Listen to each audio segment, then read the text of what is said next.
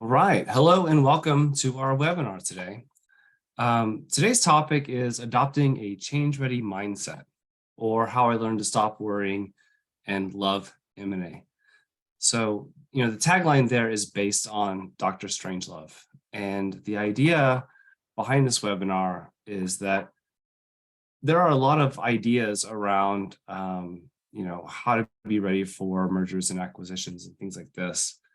But what we want to talk about today, not only some of those details, but sort of abstracting that in a sense that what we can do is adopt a change-ready mindset to be ready for whatever is thrown our way. And we're going to talk a little bit today about the different challenges that mergers and acquisitions have imposed upon us, how we've dealt with those, and how the learning that we had from those situations has made us more adaptable and more ready for any kind of change that comes our way. So in terms of housekeeping, feel free to ask any questions you have during the progress of this, during the in the chat. We'll address the questions in the last 15 minutes, or if it pops up, we'll have a look and address it whenever it's appropriate. And any of your thoughts or feedback, just feel free to drop in the chat and we'll address it when we can, or in a follow-up. And then speaking of follow-up, our recording will be available to you afterwards. And in addition, anything that you want to see in the future, feel free to drop in the chat as well. So this webinar is sponsored by Zoomin, which is who I work for right now. And we feel that the challenge of mergers and acquisitions is something that many people in the technical documentation or information development space encounter on a fairly regular basis. And we feel that we have a very strong solution in order to enable that kind of business transition and business transformation.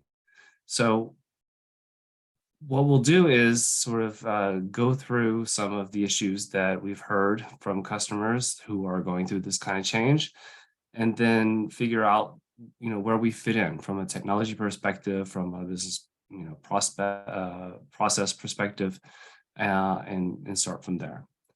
So what I'd like to do is introduce our panelists today, and I'm going to start with Lauren Sexton. Let's see if I have that slide available again. There we go. Who is a senior manager of technical writing at Insurity. So Lauren, when we were talking and getting to know each other last week, you talked about the way that you approached managing mergers, and you said something very specific that I sort of keyed in on. And you said, our goal wasn't to be a holding company. And instead, you had a different way of the way that you wanted to manage that particular merger activity. Could you take a minute to sort of explain what you meant by that and what that meant for you in terms of how you approached managing mergers in your first situation? Sure. Thanks, Seth. And hi, everyone. I think that what I was trying to talk about there was really just understanding what is driving the business towards this decision, and understanding what the goal and objective through the merger or acquisition or whatever the transformation might be. So I think that there's many flavors of M&A activity, and you really want to understand what it is that's driving that decision, so that you can figure out how your department or your team can best align to that, and how you want to strategize with the leadership to kind of achieve those goals. So for us, it was really important that right from early on, we learned that we were very interested in integrating our solutions. We wanted to have common, present our solutions as suites in the market and things like that. So it was really important for me to just step back and try to understand that was where we were what we wanted to achieve with the M&A. Really, we wanted to grow in our space and be the top provider in that space. And one of the ways that we were doing that was through M&A. So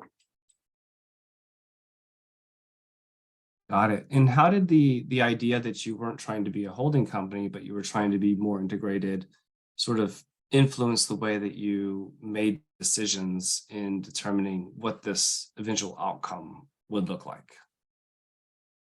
So for us, we really quickly realized that if the overall goal was to integrate these solutions and have a unified product offering to the market, then our documentation was going to have to follow suit, right? And it was going to have to follow really quickly. So it helped inform my priorities and our team's priorities in terms of what type of documentation we were going to try to focus on. For example, maybe spending more time on integration documents, working with the integration teams to actually understand what they were working on. So there was some, practical elements there that just drove our deliverables, I would say. Awesome. And so our other panelists, Janice Cadell from Shiji, when I was meeting with you last week, you talked about having two very different kinds of mergers. One was where a larger company was absorbing a smaller company. And then you had a different situation where you had multiple different companies coming together, which were, relatively similar in size and in influence. And because you have these two different experiences of being very clearly the small spoon, and then very clearly being, more of a conglomeration of smaller, equal-sized businesses, you kind of have the full breadth of the different kinds of mergers. And as a way of introducing you, I was hoping you could maybe just talk about the different challenges of the different kinds of mergers that you've experienced and how you dealt with those. Yes, first of all, hi, everyone. It's nice to be here. Thank you, Seth and Zoomin. Yes, so in a previous position, as you said, we were a small spoon. We were a smaller company that was absorbed by a very large, one of the largest corporations that could possibly absorb you. And that experience was very different than the other experience in where I am right now, which is as a whole, as you said, it's more of there was a main company that integrated, I guess, or merged or acquired all these smaller companies, but it was much more of an equal distribution. So in the first place, you're more or less have to accept that you're going to have to adopt the larger corporation. They've been around, they've been acquiring other companies. They're going to, they will work with you, but they're going to eventually have set expectations in terms of timelines, in terms of adoption. And there, that's going to be the process, and you have to understand what it is what those expectations are in terms of documentation. It's going to involve possibly changing tools or how they publish their content. It's also going to be a lot of changes of branding and other sorts of processes too, even processes of working with your development teams. And so you need to prepare for that and know as much as you can in advance, and then set up a plan that you can do it as smoothly as possible without impacting your customers and without alienating your staff and frustrating them. And in terms of the second experience being the company that is more or less those equal parts all coming together, again, there's a lot more in terms of flexibility because everyone has an equal voice. So as you're merging, as you're coming together, you need to, again, listen. I mean, I think listening skills are one of the most important aspects with mergers and acquisition, listening and really understanding, again, what are the processes in documentation? What are the tools? How are they doing it? How can we make sure that each group doesn't feel that they are being taken over, but they have that voice in there, and that the different, you may have different writers or content contributors, and making sure they learn how they can work together without, again, one group feeling as if they have to completely change. So that flexibility again comes in the preparedness of knowing everything in advance, understanding the reasons behind, and understanding who the customers are too, because that's the big impact. The customer, the ultimate goal isn't the merger and acquisition. The ultimate goal is making sure that your customers don't feel that impact. Exactly. That's a great point. And in terms of how do you protect your end customer from feeling that impact? What are the things that you can consider? What are the maybe parts of your technology stack or maybe part of your business processes? But as long as we all agree that protecting your end customers, and then you also said, protecting your authors at the same time also, right? Mm-hmm. What are some things that you can be doing now to make sure that when these kinds of changes come about, that you don't have that disruption either on the authoring perspective or on the end user perspective? Do you have any ideas on that? So I think one way is how the customer is going to get the content, how they're going to get the documentation. And in the case of, I'll do a case here at Shiji. One of our business units, they were using a particular site for where their customers would go. And we came up with a different solution of how we were going to publish our content. Rather than forcing the customers to really understand, to have to go to a new place, we integrated. We set up an integration so that it was seamless to them. And that eventually working at the process of, eventually we'll be able to introduce the new URL, but it wouldn't be a shock. It'd be over time and making sure everything's set up. And in the meantime, it's seamless. They're logging into where they normally log into, but they have that integration that takes them to the new place. So I think you have to think about it like that. In terms of the authors too, it's how they do their content. So again, it's that integration again. And I'm thinking in terms of our publishing strategy. So we're not changing the authoring strategy, but we're finding a way to make the publishing strategy work for the different types of source files and the way that they provide content to their end users. Yeah, makes sense. So Lauren, you can pick up from there, or maybe we can back up just a little bit and just talk about, like, when a merger is announced, like, why does the business care about technical documentation? Like, how does it come down to you? Like, do you feel like you've had a voice in your past experiences? And like, how does that whole workflow play out once a merger is announced? Well, if I break that question out into a few different pieces, I think what I'm hearing is, maybe why does the business care what is happening in the documentation team or product documentation team? Right. And I think we talked about that a little bit, previously, Seth, you and I, and they care because it is a tangible customer touch point, right? It's very important that the message that you're presenting in the market is actually reflected in the operational documentation that you're providing your customers afterwards. And I think that it really just provides that kind of that whole, it's a complete cycle, right? So although documentation is often completed at the end of all development cycles, or somewhere closer to the end, it has to be in the forefront, because it ends up being something that they're holding at the end of the day, or that they're accessing on a regular basis through your documentation portal or whatever that might be. I hope that answers the question, or part of the question. Yeah, no, that's good. I appreciate that. And so, now that this announcement has been made, I guess the question is now, you in a leadership position, you're hearing this news, and you have to figure out, like, how does this affect me? Like, now what do I do?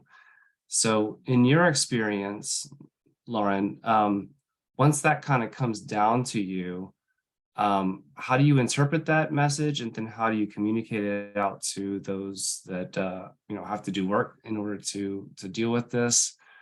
What are the kinds of things that you need to have prepared in order to be successful in advocating for your people and for your processes and for your tools and things like that?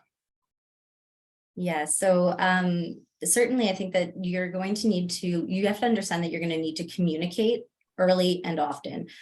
So, when this type of activity is announced, I think you want to be asking certain questions to the leadership to really understand, again, the goals and objectives of whatever that activity might be, whatever is disrupting kind of the day-to-day, and then really use that as an inflection point. So where are we today with our processes, our tools, our output? How are we reaching our customers today? And I think one of the biggest things that I've learned over a number of acquisitions, we went through about 7 or 8 in the course of 2 years. So first off, I would say you do get better with more and more experience, right? But one of the things that really helped me was just making sure that I got everything out of my head and written down, right? So I had to really make sure that my strategy was something that was written out and that I could either validate with my team or with our stakeholders, and also be prepared to just pivot or to change as needed. So actually having everything articulated, written out, it helped us do that. And one of the examples of something that, in order to really get that collective ownership from the whole team, is we went through a very extensive exercise of actually evaluating where all of our product documentation fell in terms of what we considered health. So we looked at factors such as freshness, how, the most recent it was updated, branding, the depth of the content and things like that. We basically completed a full audit of everything that fell under our team's purview. And in some cases, things that other teams thought fell under our purview, but didn't necessarily. They might be marketing collateral or something that's just not quite product documentation. So we did a complete audit, and we really, as a team, isolated what are the 10 or so document types that we want to support, that we want to provide, that we want to claim ownership for in product documentation, right? And at what level of health are all of the different documentation kind of buckets, if you will? Where are we today? And by analyzing that very objectively and having the team buy into that and be part of that conversation and making sure that they were part of that kind of, weighted rating, it allowed us to be able to kind of objectively shift things and say, we're not going to be able to do that today, or we're not going to be able to update that particular bucket right now because we have to focus on other things. But having that objectivity was really, really helpful. So something that we did, in advance of some of the later acquisitions. Yeah, so the idea of having a roadmap perspective allowed you to kind of focus on the near-term things and push out other things to where they're more easily dealt with. So Janice, let me kick it over to you for a second. You've heard what Lauren had to say, and you've been through your own situations. If, for instance, you got a notice in the email, today that Shiji was being part of a merger, what are the things that you would want to make sure that you had in order to go into those discussions to be successful in advocating for your processes, your people, and your authors? So again, I think very similar to what Lauren was saying is you really need to understand what the expectation is so that you can then have that flexibility and then be able to prioritize. And I think that's the key is, number one, set the expectations. Is the expectation, if we were going to be into something and the expectation is that we were going to have to make the change, it was a case similar to the being acquired, where we're going to have to make the change. We have to understand what that is and what the timeline is for that. If it's a case where we're bringing somebody, we're acquiring somebody into our organization, then setting the expectation with them, working with them. This is our strategy. We do expect at some point you're going to maybe possibly switch over or to find a way to integrate into it, however, and then come up with a timeline for doing it. And then prioritizing, because you can't, you have to determine what is the most important. You can't do everything all at once. That you're setting yourself up for failure that way, and knowing that point. You also have to look at the branding, and understanding also how's that going to impact it, because there's multiple things. It's not just the processes, it's not just the tools, but it's also the branding, and how's that going to change that.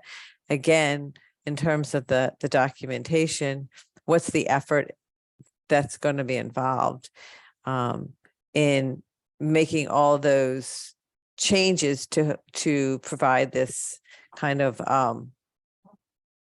seamless merger and one look to the organization. Right. So that kind of ties into, your role as being a positive change agent during these kinds of situations. So Lauren, let's take off of that. It's like, what do you see in terms of when these kinds of changes come in? Like, what is your role as a leader, and how do you become part of the positive action that's taking place, and maybe not be so concerned about some of the negative possible impacts? I think one of the things I've learned to do the most is really just reach out to people, start the conversation, introduce yourself, particularly if you are, part of the company that is acquiring another business unit or another organization. Just be part of that process, and reach out, explain what it is that your department does, how your team, what your team is made of, what you guys work towards, and, right off the bat, kind of establish what type of expectations they can have of your team, how you might be willing to support them. I think in many cases, to have an actual product documentation department, it's not every single organization has that, right? There's maybe a certain maturity within companies when they get to that point. So in the event that it is perhaps a smaller acquisition, they have people wearing many hats, for example, you can actually lend your expertise and let them know what it is that they can expect of you and your team. And the flip side of that is you can also, let them know when is the right time, or try to work on what is the right time for them to reach out and enlist your help. So for me, it was not only waiting for those kind of formal opportunities to talk to people, but to really just, in this virtual world, ping somebody, set up a meeting, have a 20-minute, check-in coffee, virtual, of course, and just introduce yourself and be part of that conversation. And I think by doing that, at the end of the day, it feels like that disruption or the M&A, it's less imposed on you, and it's part of something that you are participating in more fully, if I can say it that way. That makes sense. And Janice, when I was talking to you, I love your optimism. And you said one of the things that helped you be a good change agent was looking on the bright side, if you will. And you mentioned that there were situations during mergers where you became part of an organization that had tooling and capability that you didn't have before. Can you talk a little bit about that? Yeah, so I always think that you should keep learning. You need to keep growing. You need to keep improving your skills. And I do think that people get very nervous about that. They think they can't they can't do it. I'm used to this tool. I'm used to this process. It's very scary.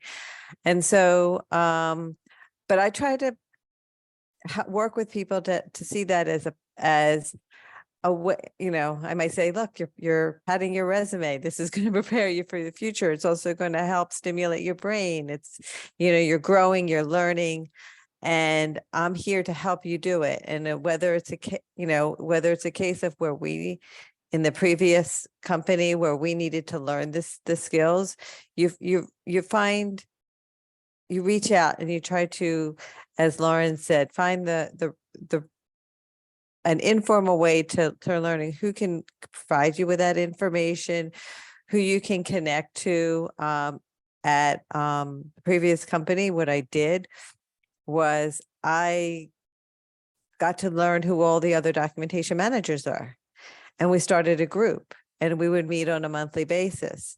And so we started to talk about, what we're experiencing and exchanging ideas and helping each other through some of the challenges and the questions, because this particular group were also part of that being acquired. So we learn from each other's experiences. Here at Shiji, where we're trying to, come together, what I try to do is a couple of different things. Provide the people that are trying to who not necessarily acquire, but to move over to what I have set up is provide, as Lauren said, documentation. I've written a lot of guides on this is how you do this, and this is our style guide, and this is our process for this, and then hold monthly sessions and make myself available and make our team available, whoever, to answer the same questions and let people know it's okay. You can ask me this and then come back a week later and ask me this again until you're comfortable. And I think that's kind of the important part, is making sure that you're providing a comfort level on both sides for that change. And then people will be more accepting of the change and to learn something new. Yeah. So Lauren, so Janice rattled off, a few things, like about having processes documented, about having like a bunch of your materials ready together. I remember being very frustrated with my first merger because I felt like the merger project managers were just asking me for all these things all the time. And then there was a point where I felt like, oh, the reason I'm frustrated is because I'm actually unprepared. Like when you sort of peel back emotions, right, to what they really are. And so I felt like I was almost being like, pencils down, pop quiz, like, we need this from you. And I felt like, oops, I hadn't been, doing that all along. So I'm kind of caught off guard. I was just kind of wondering if you had any sort of ideas around the kinds of challenges that mergers and acquisitions bring to you, and how that relates to what you should already be doing all the time anyway. You know what I mean? I do. And I think it comes back to this, if your strategy exists solely in your head, then you're probably already a few steps behind, and that's okay, right? You have time you will be able to catch up. I think the big thing for me to understand was that our leadership was already in a changed mindset. So no matter what, you have some catching up to do, and that's okay. Again, you're capable of doing it. You can get there. But certainly you want to make sure that you start, early and often talking about what your strategy is. And again, validating that against whatever is happening within the organization to make sure that it's still aligned to what people expect of your department. And if it's not, just be really honest about that. Sometimes I think there are times it's just going to be hard. There will be challenges, right? You are bringing together different organizations, different cultures, with the aim of learning from each other and creating a larger, bigger, better, right? I think that we would all agree that that's probably the ultimate goal, or the very altruistic goal at the end of the day. So yeah, it really, that's what it really all comes down to for me. Good. I totally forgot. We did have some poll questions. So if anybody's listening that does the poll thing, could you like do the first poll question? Sorry, I'm not good at this. Oh, there we go. Wow, he's good. How disruptive have M&As been to your work? Like 1 to 10. That's a lot of choices. So, while we kind of look at this, my new friend Mary that I met at LavaCon has asked a question in the chat. Were you involved with communicating the merger to your customers? If so, were you able to share content between organizations so it's not duplicated in your individual platforms? That's interesting to me. I've personally never had direct communication with customers around merger activities, but have either of you? No. No, sorry, Mary, we can't help you Sorry. there. Happy to talk to you, but we don't have any answers. They keep documentation away from customers, the team. Yeah. Okay, so the poll results are in. It looks like we have about 23% is the highest distribution, around a 7. And then I guess 9 is the second highest distribution, around 15. So people are assuming or feeling like, these are very disruptive, and sure they are disruptive in the sense that you're already busy, and then you have like this new task of figuring out what the heck is going on with this merger. And so I kind of wanted to cycle back to the question I asked Lauren, but maybe pose it to Janice, which is, for me personally, anxiety is always rooted in the feeling of not being prepared, right? And as long as I feel prepared for something, the anxiety kind of goes away. So after being through the kinds of business transitions you've been through, all the change you've been through, all of your experience, do you like proactively do certain things to make sure that you never get to that anxious point? I mean, are there things in your management workflow that you always have ready because one day somebody's going to need it, tomorrow, whether it's a merger, layoffs, acquisitions, whatever it is? Are there certain things you do to protect yourself to always be prepared? Pretty much it's document. It really is. And this kind of goes way back when like ISO 9001, I think that's what it was called. 9001, yep. 9001, you do what you say and you document what you do. And I think I think that's actually a pretty good philosophy. You have to, you have to be prepared. You have to know that there's going to be change. It doesn't matter, whether you're going to acquire somebody, whether you're not going to, or you're going to be acquired, or you're going to get new leadership in, and they're going to make changes. So, and your team's going to change. So I think as long as you have everything, your process is documented, your styles documented, your onboarding documented, you have everything prepared, what's out there, as Lauren said, they did an inventory. You have an inventory. You don't just kind of say, I know we have these guys, but you have a complete inventory and you know where they are. And yes, it's, you have to maintain it, and it seems like it's additional work, but I think having that takes away a little bit of the fear when you have to switch, because you know what you have.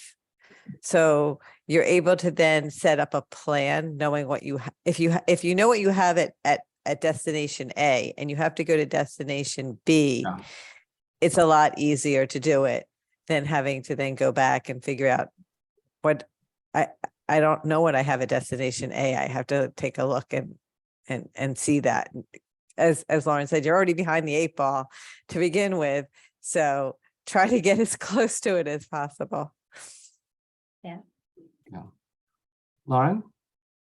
I was just going to add that something that helped for me to I agree with everything that Janice was saying, and something else that occurred to me is just I started to really think about our department as a product in itself, within our organization, and I started to think about it as we have many of the same kind of inputs and outputs as any, for us it's software, for example, as any other team. So we have really positive inputs. We've got our goals and our strategies, and we have, a dedicated team and all of these great things. And then we have constraints on that. We have a capacity, and there's only so much capacity available, just like any other team in the organization. And by kind of looking at it through that lens, and looking at product documentation on the whole as a product almost in and of itself, it helped me to just be able to step back and feel less anxious about it, and just feel as though, just like any other team, we're operating within, what's available to us, and we're doing the best we can with the bench strength that we have, with the tools that we have. And it definitely gives you an opportunity to think about, like, can we scale at our current throughput? Like what we're doing today, is it scalable? And if the answer is no, then there's an opportunity there to start looking at what are the biggest challenges that we're facing today, and what is preventing us from kind of becoming or being able to deliver at the next level, and start addressing those one at a time, right? Instead of the entire situation at once. So Yeah, I love this idea of bringing in scalability into the conversation, because typically when we talk about scalability, we're talking about scaling up. But there's also scaling down too, right? And there's also scaling out, like bringing new people in, smaller number of people, larger number of people. Like, scalability isn't just about growth. It's about making sure that you have a consistent process, which can be attainable based on whatever resource profile you can throw at it. And I think that's super critical. So thank you for bringing that up. So Janice, I just kind of want to circle back to you as we talk about the kind of scalability of your business. You said document. What are some of the concerns that you have during a sort of a merger and acquisition situation where we're kind of talking about politics, where you really trying to make sure that the organization understands that you need to keep all the resources that you have, right? Because that's one of those things that happens whenever there's a merger. You think, oh, well, there's two teams that are coming together, we can cut 20% or whatever. What is it that you do as a manager to make sure that the work that your team is doing is visible and documented and understandable to those making these kinds of decisions? I think it helps to have one of the things I think we need to do better. Maybe that might be a better way to answer this is to have the analytics. I think everyone's afraid of metrics because it's hard. It's hard to get them, especially hard to get them in terms of documentation. But to be able to show what are the team members are working on and the impact it has, like who's, what are we able to provide, and the impact, and who's reading it, and the impact it's having, and the feedback we're getting, but also what we're not able to provide because we don't have that capacity. As Lauren said, like everybody else, you don't have the capacity that you like. And so if we were to lose somebody else, if we were to lose somebody in terms of that, number one, you're going to lose institutional knowledge. Sure. But then you're going to lose the ability to even try to address the gaps.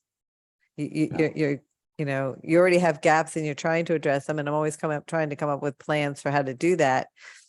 But now you've just put us, several steps back by doing that. Yeah, I mean, I like this idea a lot of always having a roadmap, even though it's, the envision maybe somewhere that Mm, you never think you're going to actually achieve, to have it mhm. laid out to show the delta between like what we can do today, what we, are planning to be able to do next year, and then this other thing that, we may never get to, but at least we have this plan. And Lauren, I have a very strong sense that this is the way you operate. So I was wondering if you could maybe talk about, in terms of when you get into negotiations around mergers and acquisitions, Mhm. do you talk about like where you are relative to where you want to be and relative, to the challenges that you've already overcome? Absolutely. That honesty is something that you have to practice. You have to be comfortable, and you have to become comfortable with it. And I think that, you know, at least speaking for myself, my initial instinct sometimes was to protect, right? And make sure that we vocalize that we're doing all that we can, and that, and this is what we're doing today, and this is our output and all that. And there's space for that, right? But you also just need to be really honest with yourself. And one of the exercises I went through at one point was to actually, provide a very high level view, but with the exact same size team that I had, provide options and with some high level targets, right? So we are in the position where we have so many things that we want to do, and we have to select a few. And I was actually able to provide like kind of like a 2 to 3 year view, with some kind of targets, and say, well, we can either do this, this, and this by the end of next year, or with the same team that we have, we can do this, this, and this. And of course, there's also room to build the third option with, and if we had more staff, more team, we could potentially add this and this, right? So actually providing options and just being really open about that, for me, it alleviated a lot of my anxiety about not being able to do it all. And I think it also just showed that we were trying to think about it as holistically as possible and approach it as a whole, and not just being stuck on what was in front of us in that moment. So Awesome. So Janice, let's do some role play here. Let's Mhm. say that you're in control of determining the way that we're going to move forward with Tech Docs on a merger.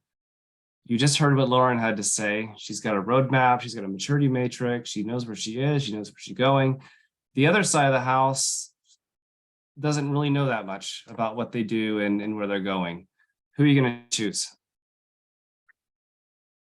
Um, well, I'm more comfortable with the roadmap and knowing what I'm going to be doing, but probably what you really need to work with is the other side of the house, because you need to get them to that point. It's not what you want to do, it's what you need to do, because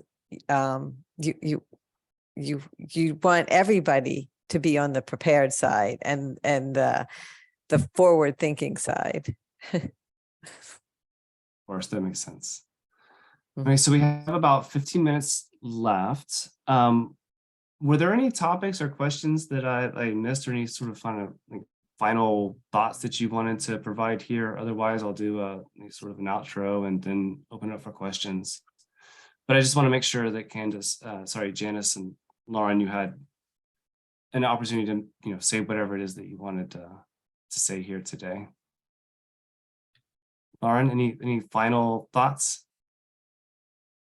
if well, I can stay true to the byline, right, and say that I think that M&A is really something that you never stop learning, right? There's always going to be a different flavor of it around the corner, and we don't know if exactly what that future holds, but I think you can definitely work through the anxieties, and as members of the leadership team, we actually have a responsibility to also do that too, right? So I think I would just reinforce the idea of communicating early and often, being, as prepared as possible, and enjoy it. In a lot of ways, it will give you an opportunity to potentially, introduce something new to the company, or there's definitely room for growth during those times.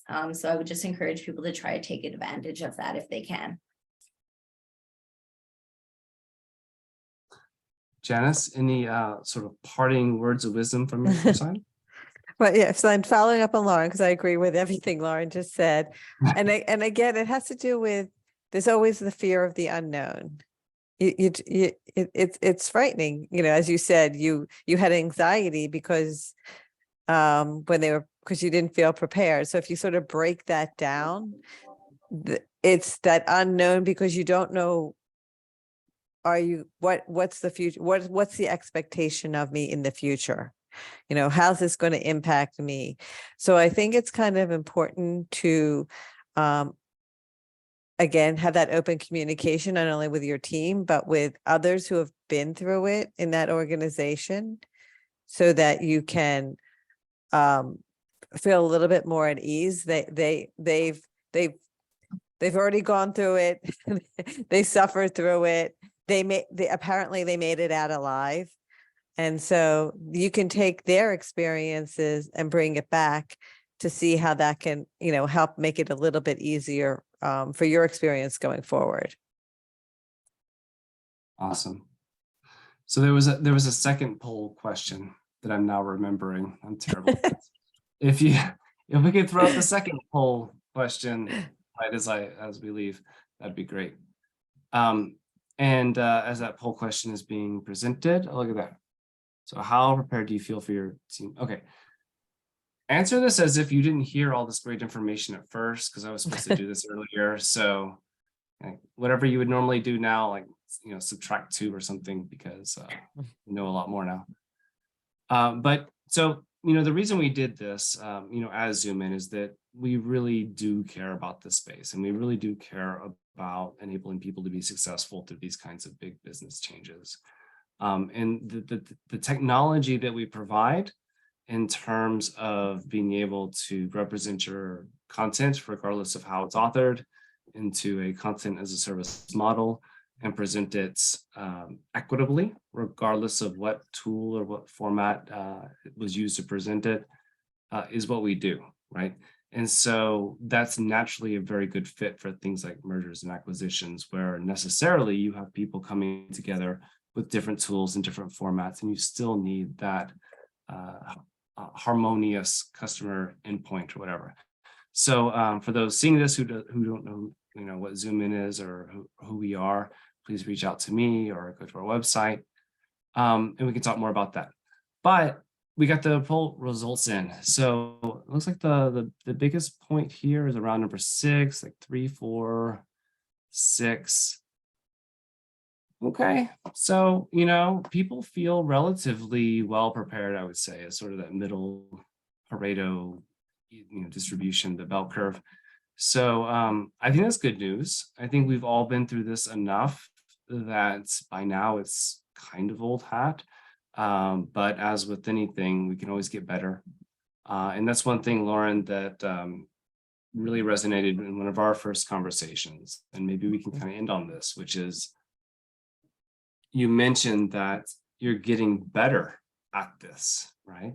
And so what I was interested is, like, what does better mean? Does better mean it's less frightening? Does it mean that there's actually better outcome? Like, what does getting better at doing mergers and acquisitions actually mean?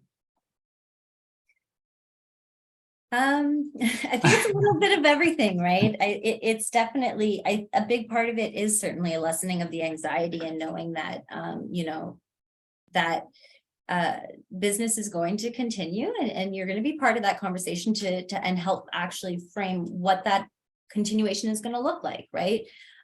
So again, just participating, and it really is a big part of it is an attitude, a question of attitude, right? So instead of having mergers and acquisitions or whatever this transformation in the company might be, it could be really anything, having it imposed on us, really trying to see how we can participate a little bit more fully.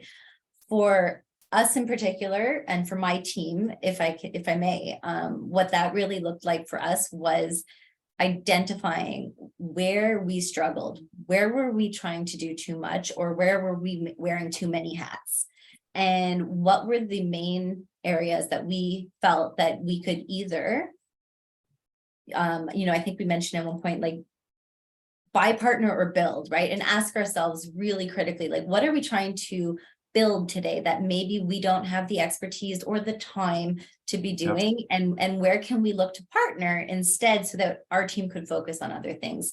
And one of the biggest takeaways for me, you know, in my experience so far has been the ability to actually build an entire business case off of the momentum of M&A to be able to partner with Zoomin in this case, and actually, you know, alleviate what our team felt like was one of our biggest challenges. And it was really that technology piece that we couldn't always wrap our head around, we couldn't keep up with. And it really wasn't always we weren't the best suited to do it, right? Sure. Yeah. I mean, all these mergers and acquisitions, they necessarily create silos. There's silos on the content management piece, and there's silos on the publishing piece. And